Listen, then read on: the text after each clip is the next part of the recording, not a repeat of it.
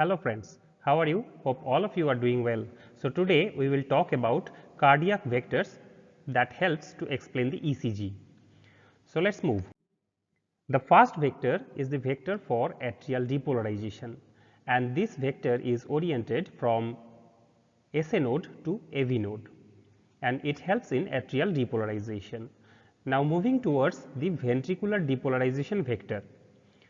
So the second vector, it moves from left to right of the interventricular septum and it causes the septal depolarization.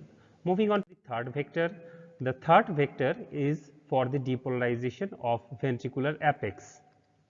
So this one is the direction of the third vector. Moving forward, the fourth vector is the major vector that depolarizes the ventricular muscle mass. As you know that the left ventricular muscle mass is more than the right ventricle.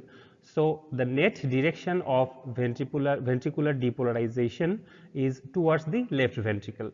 So this one is the direction of the fourth vector.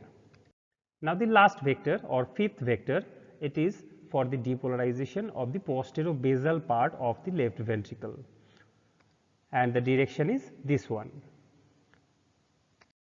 Moving forward, now look in this picture all the ventricular vectors simultaneously at one place. So this is the second vector, this one is the third vector, this one is the fourth, and lastly this one is the fifth vector.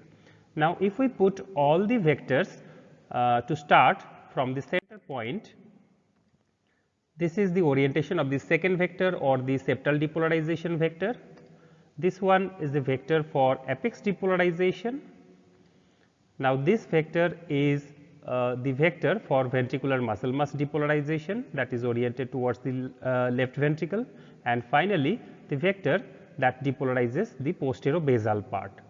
Now let us see all these vectors in relation to the ECG leads. So here you can see all the ventricular vectors 2, 3, 4 and 5 in red colors from the center point, and we can also see the mean electrical vector.